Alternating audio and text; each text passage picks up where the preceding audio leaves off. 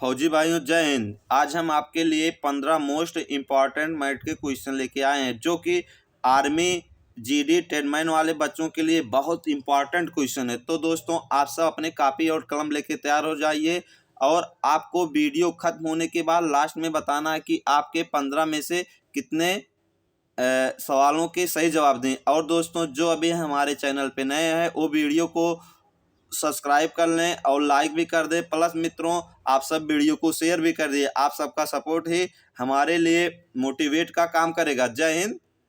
अब चलते हैं। क्या नाम है, पहला सवाल क्या दिया है, एक्स वाई और जेड का औसत 2x है। यदि y और z का औसत 20 है तो x का मान ज्ञात करना है। तो दोस्तों आपको पता होगा औसत बराबर क्या होता है, पदों का योग बटे पदों की संख्या, योग बराबर औसत गुणे संख्या। तो x y और z का औसत 2x दिया है तो x plus y plus z, x plus y plus z का योग क्या हो जाएगा, योग बराबर औसत गुणे संख्या। तो क्या हो जाएगा, संख्या कितना 1 2 3, इनका औसत दिया 2x तो योग कितना हो जाएगा 3 दूनी 6x। ठीक, क्या क्या है, यदि y और z का औसत 20 है तो y और z का योग कितना हो जाएगा 20 दूनी 40। ठीक, अब क्या पूछा है, x का मान पूछा है। तो दोस्तों देखो 6x उधर ही रहने दो, 6x है, x को हम इधर ले जाएंगे तो इधर प्लस इधर जाके क्या माइनस x हो जाएगा, बराबर कितना आ गया 40। ठीक, तो 6x में से x गए 5, 5x बराबर 40। तो x बराबर 5 1 के 5 5 40। तो दोस्तों जिसका ऑप्शन नंबर बी आ रहा है उसका राइट आंसर है क्या, 8। पहले नंबर सवाल में कौन सा आंसर आएगा, बी 8। अब चलते हैं अपने अगले नंबर सवाल नंबर 2 पे। सवाल नंबर 2 हमारा क्या कह रहा है, 72 किलोमीटर प्रति घंटा की चाल से गतिमान एक कार 10 सेकेंड में कितना दूरी तय करेगी। तो दोस्तों आपको पता होगा दूरी बराबर क्या होता है, दूरी बराबर चाल गुणे समय, दूरी बराबर चाल गुणे समय। तो दूरी पूछा है, दूरी बराबर चाल कितना दिया है 72 किलोमीटर, और देखो आंसर मीटर में दिया है, यहाँ किलोमीटर प्रति घंटा दिया है, यहाँ सेकंड दिया है। तो दोस्तों आपको पता होगा किलोमीटर प्रति घंटा को मीटर प्रति सेकंड में बनाने के लिए 5/18 से भाग देते हैं। तो 72 गुणे 5/18 ये क्या हो गया चाल, और गुणे समय होता है, समय कितना है 10 सेकंड, गुणे 10 कर दीजिए। ठीक, तो 18 की 18, 18 चौक 72, तो क्या हो गया 5 चौक 20 और गुणे 10 मीटर बराबर 20 धाव में कितना 200 मीटर। तो कौन सा ऑप्शन सही है, ऑप्शन नंबर ए। जिसका ऑप्शन नंबर ए आ रहा है उसका राइट आंसर। हम चलते हैं अपने अगले नंबर सवाल नंबर 3 पे।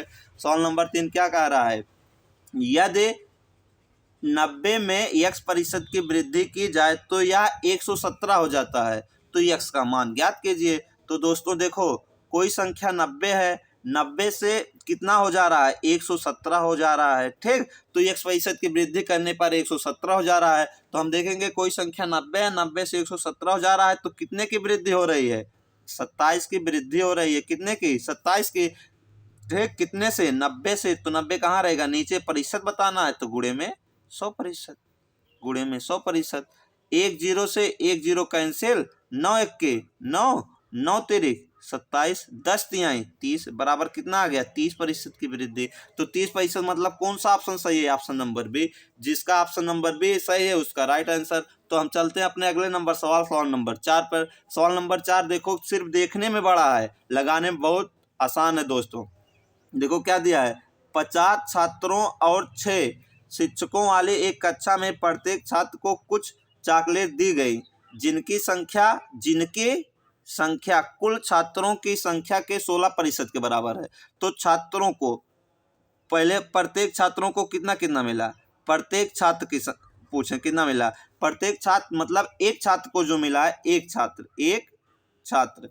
छात्र को कितना मिलेगा, 50 का कितना प्रतिशत 16% मिल रहा है। 50 का 16% बटे में 100, क्योंकि कहा है जिनकी संख्या कुल छात्रों की संख्या के 16% के बराबर है। ठीक, मतलब एक छात्र को कितना मिल रहा है, कुल छात्रों की संख्या के 16% के। तो 1 0 से 1 0 कैंसिल, 5 1 के 5, 5 दूनी 10, 2 1 के 2, 2 8 16, मतलब एक छात्र को 8 मिल रहा है। तो कुल कितने छात्र हैं, 50 है तो 50 को कितना मिलेगा, 50 गुणे 8, 8 पंचे 8 शून्य शून्य, 8 पंचे 40, मतलब 50 छात्रों को सिर्फ मिल रहा है 400। ठीक, और अभी शिक्षक भी बचे हैं ना, शिक्षक कितने हैं, 6 शिक्षकों वाली एक कक्षा को। अब शिक्षक के बारे में क्या कह रहा है, और प्रत्येक शिक्षक को, यहाँ देखिए, प्रत्येक शिक्षक को मिली चॉकलेटों की संख्या छात्रों की कुल संख्या के 12% के बराबर है। मतलब एक शिक्षक का कितना हो रहा है, छात्रों की कुल संख्या के 12, कुल छात्रों की संख्या 50 है, इसका 12%, तो 12 बटे में 100 कर देंगे। ठीक, 50 के 50 दूनी 100, 2 के 2, 2 छक 12। एक शिक्षक को कितना मिल रहा है, 6, तो कितने शिक्षक हैं, 6 शिक्षक, 6 36, तो 400 ए और 3600 सब मिला के कितना मिल रहा है, 436, जिसका ऑप्शन नंबर ए आ रहा है उसका राइट आंसर है। Option number A right answer है। अब हम चलते हैं अपने अगले नंबर सवाल नंबर 5 पे। सवाल नंबर 5 क्या कह रहा है, यदि किसी धनराशि पर 25 वर्षों के लिए प्राप्त कुल साधारण ब्याज मूलधन का 5/8 है, तो प्रतिवर्ष भुगतान किए जाने वाले साधारण ब्याज की दर है। देखो दोस्तों, अगर बटे में दिया है 5/8, क्या है, क्या कह रहा है, साधारण ब्याज मूलधन का 5/8 है, तो दोस्तों जो ये नीचे वाला आता है ये मूलधन हो जाता है और ऊपर वाला क्या हो जाता है, ब्याज हो जाता है। ठीक, तो हमको दर बताना है, तो आपको पता होगा साधारण ब्याज बराबर क्या होता है, मूलधन, साधारण ब्याज 5 रुपया हो गया, मूलधन 8 हो गया, मूलधन गुणे दर हमको ज्ञात करना है। समय कितना दिया है, गुणे 25 वर्ष। ठीक, और बटे में 100 होता है। ठीक, तो 25 के 25, 25 चौके 100, 4 के 4, 4 दूनी 8, तो आर बराबर क्या आ गया, आर बराबर 5, और 2 कहाँ चलाएगा, नीचे, 5/2 बराबर कितना हो गया, 2.5%। कितना हो गया, 2.5 का आधा कितना होता है, 2.5। अब हम चलते हैं अपने अगले नंबर सवाल नंबर 6 पे। सवाल नंबर 6 का क्या कह रहा है, एक व्यक्ति 1100 रुपये को 3 बच्चों में 1/2 अनुपाते 2/5 अनुपाते 3/4 के अनुपात में बांटता है, सबसे अधिक हिस्सा पाने वाले छात्र को कितने रुपए मिले। देखो 3 लोग हैं तो उनके अनुपात कितना जाए, 1/2 अनुपाते 1/2 अनुपाते कितना, 1/2 अनुपाते 2/5 अनुपाते 3/4। ठीक, तो अनुपात निकालेंगे, पहले हम 2, 5 और 4 का एलसीएम लेंगे, कितना हो जाएगा, 20 हो जाएगा, कितना, 20 हो जाएगा। तो 2 दहा में 20, 10 के 10 अनुपाते 5 चौक 20, 4 दूनी 8 अनुपाते 4 पंचे 20, 5 तियाई 15। अब हमारा अनुपात क्या हो गया, 10, 8 और 15 हो गया। तो सबसे बड़ा क्या है, 15 है। ठीक, 15 है, कितने में से, 15, 10, 25, 8, 33 में से, 33 में से 15 सबसे बड़ा है, और कुल रुपया कितना, 1100 गुणे 1100 कर दीजिए, आंसर आ जाएगा। ठीक, तो 11 के 11, 11 के 1100 हो गया, 11 3 33 हो गया, 3 के 3, 3 5 15, 5 गुणे 100 बराबर 500, जिसका ऑप्शन नंबर ए आ रहा है उसका राइट आंसर, जिसका ऑप्शन नंबर ए आ रहा है उसका राइट आंसर कितना, 500। चलते अपने अगले नंबर सवाल नंबर 7 पे। सवाल नंबर 7 क्या कह रहा है, 35 लड़कियां एक काम को 12 दिन में पूरा कर सकती हैं। 35 लड़कियां एक काम को 12 दिनों में पूरा कर सकती हैं। यदि 5 कम लड़कियां को काम पर लगाया जाता है तो वे काम को कितने दिन में पूरा करेंगे। तो इसमें लगता है कौन सा सूत्र, M1 गुणे D1 बराबर M2 गुणे D2। तो 35 गुणे 12 मतलब 35 लड़कियां 12 दिन में। अब क्या कह रहा है, यदि 5 लड़कियां कम कर दी जाए, तो 35 लड़कियां पहले थी कितने लड़कियां थी, 35, अब 5 लड़कियां कम हो गई, कितने बचेंगी, 30। अब पूछ रहा कितने दिन में करेंगे, मान लेते हैं 1 दिन में करेंगे। ठीक, 1 दिन में करेंगे। अब काट दीजिए, 5 छक 30, 5 सते 35, 6 के 6, 6 दूनी 12, 7 गुणे 2, 7 दूनी 14।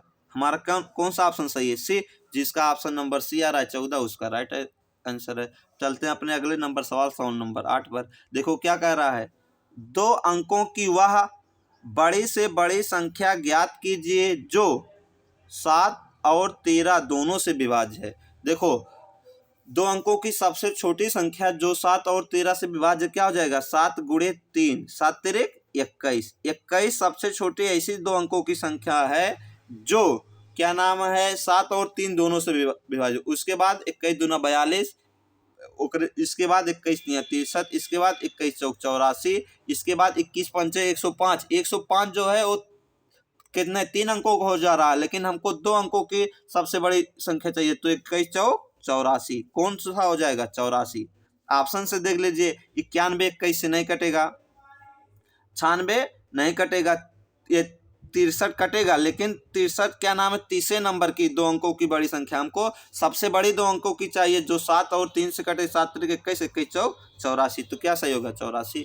अब चलते हैं अपने अगले नंबर सवाल, सवाल नंबर 9 पे। सवाल नंबर 9 क्या दिया, अंकित एक कार्य को 14 दिन में पूरा कर सकता है, यदि वह 8 दिन कार्य करता है तो कार्य का कितना भाग शेष रह जाएगा। देखो अंकित पूरा काम कितने दिन में करता है, 14 दिन में, तो 8 दिन में कितना काम करेगा, 8/14, 8/14, तो कितना काम कर दिया, 2 चौक 8, 2 सत्ते 14। अंकित 8 दिन में काम का 4/7 भाग कर दिया। अब हमको क्या बताना है, कितना कार्य शेष बचा। शेष काम बताने के लिए एक में से जो काम हुआ है 4/7 इसी को घटा देंगे, तो 7 1 के 7, 7 में से 4 गए 3/7, 3/7 मतलब बी, जिसका ऑप्शन नंबर बी आ रहा है उसका राइट आंसर है।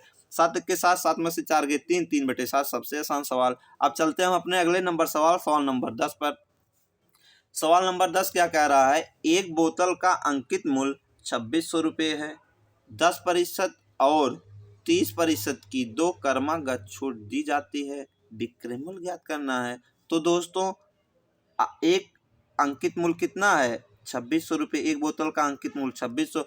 अंकित मूल्य पर छूट देने के बाद कौन सा मूल्य आता है, विक्रय मूल्य, तो वो 2 लगातार छूट दे रहा है। पहले वो कहा हम आपको 10% छूट देंगे, तो 2600 का 10% छूट दिया तो कितने में देगा, 90/100 में। इसके बाद कह रहा है तब ग्राहक का हम नहीं लेंगे, तो बोला हम 30% और आपको छूट दे रहे हैं, तो अब इसका कितना हो जाएगा, 30% छोड़ दिया तो कितना बचा, 70/100, ठीक, 70/100। अब देखो 2 जीरो कैंसिल, 1 जीरो से 1 जीरो और 1 जीरो से 1 जीरो, ये ठीक।